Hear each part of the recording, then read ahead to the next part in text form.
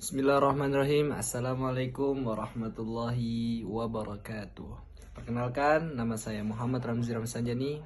Saya dari kelas 1B Program Studi Manajemen Dakwah. Di sini saya akan membawakan tugas yang bertemakan tentang hambatan-hambatan komunikasi.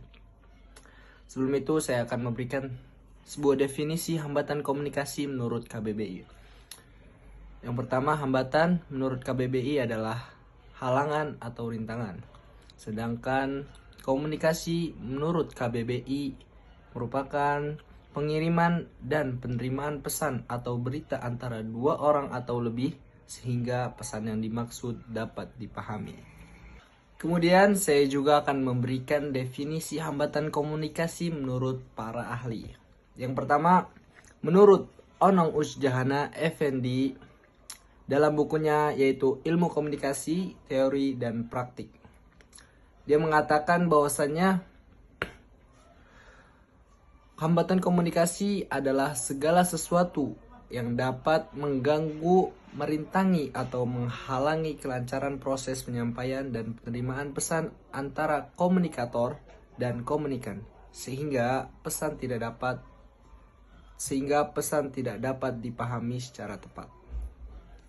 Dan yang kedua, menurut Deddy Mulyana dalam bukunya Ilmu Komunikasi Suatu Pengantar, dia mengatakan bahwasanya hambatan komunikasi adalah berbagai faktor yang mengganggu, menghalangi atau memutus kelancaran proses penyampaian dan penerimaan pesan, sehingga pesan yang disampaikan tidak dapat dipahami. Dan yang ketiga, menurut Rogers and Schumacher dalam bukunya Communication of Innovation, A Cultural Approach, dia mengatakan bahwasanya hambatan komunikasi adalah segala bentuk rintangan yang menghalangi penyampaian pesan sehingga pesan tidak dapat diterima atau dipahami secara tepat oleh komunikan.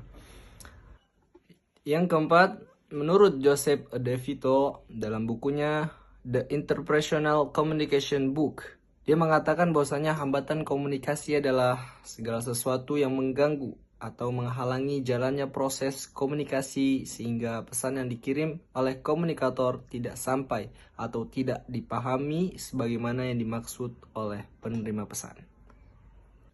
Dan yang terakhir, menurut Wilbur Scrum dalam bukunya yaitu The Process and Effect of Mass Communication, dia mengatakan bahwasanya hambatan komunikasi adalah gangguan atau rintangan yang muncul dalam proses penyandian, encoding, penyampaian, transmitting maupun penerimaan, decoding pesan yang mengakibatkan pesan tidak sampai atau tidak dimengerti sebagaimana yang dimaksud oleh pengirim pesan.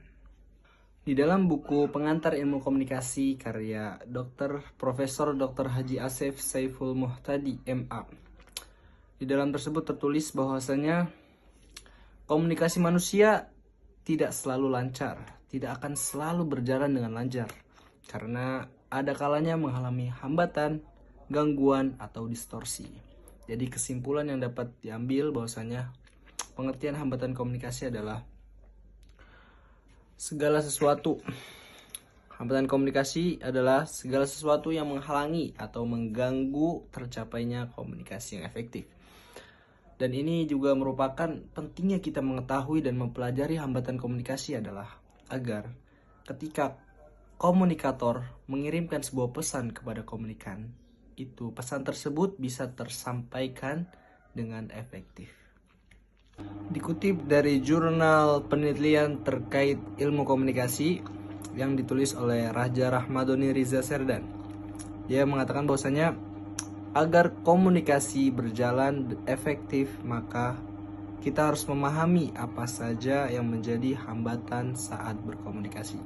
Dan dikutip dari jurnal Pendidikan Islam dengan tema peran teknologi informasi dan komunikasi dalam pendidikan yang ditulis oleh Haris Budiman, yang mengatakan bahwasanya ada beberapa faktor yang menjadi hambatan dalam komunikasi, sering disebut sebagai barriers atau noises.